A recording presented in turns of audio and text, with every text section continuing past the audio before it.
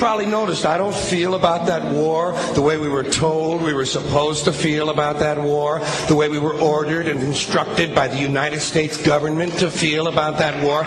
You see, I'll tell you, my mind doesn't work that way. I got this real moron thing I do. It's called thinking. And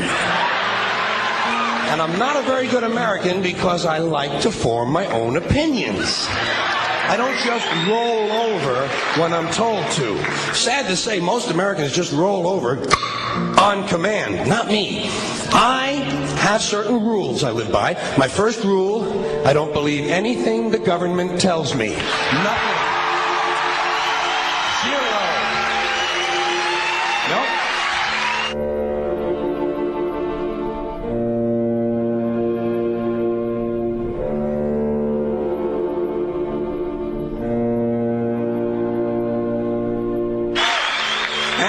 Take very seriously the media or the press in this country, who in the case of the Persian Gulf War were nothing more than unpaid employees of the Department of Defense, and who most of the time function as kind of an unofficial public relations agency for the United States government. So I don't listen to them. I don't really believe in my country, and I gotta tell you folks, I don't get all choked up about yellow ribbons and American flags. Now, to balance the scale, I'd like to talk about some things that bring us together. Things that point out our similarities instead of our differences. Because that's all you ever hear about in this country is our differences. That's all the media and the politicians are ever talking about, the things that separate us, things that make us different from one another. That's the way the ruling class operates in any society. They try to divide the rest of the people. They keep the lower and the middle classes fighting with each other so that they, the rich, can run off with all the fucking money. Fairly simple thing happens to work. You know, anything different, that's what they're going to talk about. Race, religion, ethnic and national background, jobs, income, education, social status, sexuality, anything you can do, keep us fighting with each other so that they can keep going to the bank. You know how I describe the economic and social classes in this country? The upper class keeps all of the money, pays none of the taxes. The middle class pays all of the taxes, does all of the work. The poor are there just to scare the shit out of the middle class. Keep them showing up at those jobs. Politicians know that word. They use it on you. Politicians have traditionally hidden behind three things: the flag, the Bible, and children. No child left behind. No child left behind. Oh, really? Well, it wasn't long ago you were talking about giving kids a head start. Head start, left behind? Someone's losing fucking ground here. But there's a reason. There's a reason. There's a reason for this. There's a reason education sucks, and it's the same reason that it will never, ever, ever be fixed. It's never going to get any better. Don't look for it. Be happy with what you got. Because the owners of this country don't want that. I'm talking about the real owners now. The big, the wealthy, the real owners, the big wealthy business interests that control things and make all the important decisions. Forget the politicians. They're irrelevant. The politicians are put there to give you the idea that you have freedom of choice. You don't. You have no choice. You have owners. They own you. They own everything. They own all the important land. They own and control the corporations. They've long since bought and paid for the Senate, the Congress, the state houses, the city halls. They got the judges in their back pockets, and they own all the big media news, all the big media companies. So they control just about all of the news and information you get to hear. They got you by the balls. They spend billions of dollars every year lobbying to get what they want. Well, we know what they want. They want more for themselves and less for everybody else. But I'll tell you what they don't want.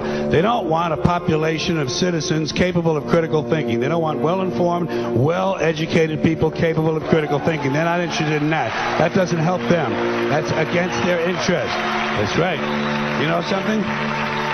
They don't want people who are smart enough to sit around the kitchen table and figure out how badly they're getting fucked by a system that threw them overboard 30 fucking years ago. They don't want that. You know what they want? They want obedient workers. Obedient workers.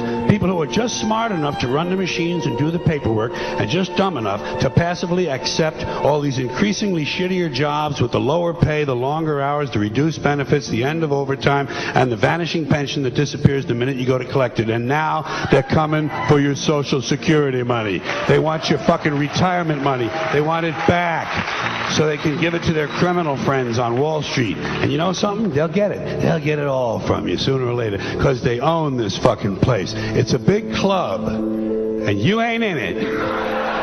You and I are not in the big club.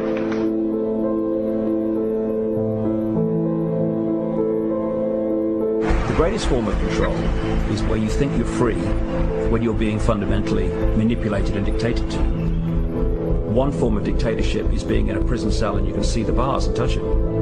The other one is sitting in a prison cell but you can't see the bar, you think you're free. What the human race is suffering from is mass hypnosis. We are being hypnotized by people like this. Newsreaders, politicians, teachers, lecturers. We are in a country and in a world that is being run by unbelievably sick people. The chasm between what we're told is going on and what is really going on is absolutely enormous. The greatest hypnotist on planet Earth is a oblong box in the corner of the room. It is constantly telling us what to believe is real. Historically, the control and manipulation of political opinion has been the Freemasons' main weapon in gaining control of countries and states. Once in control of the rulers and politicians of a country, laws and political structures could be changed in accordance with their agenda.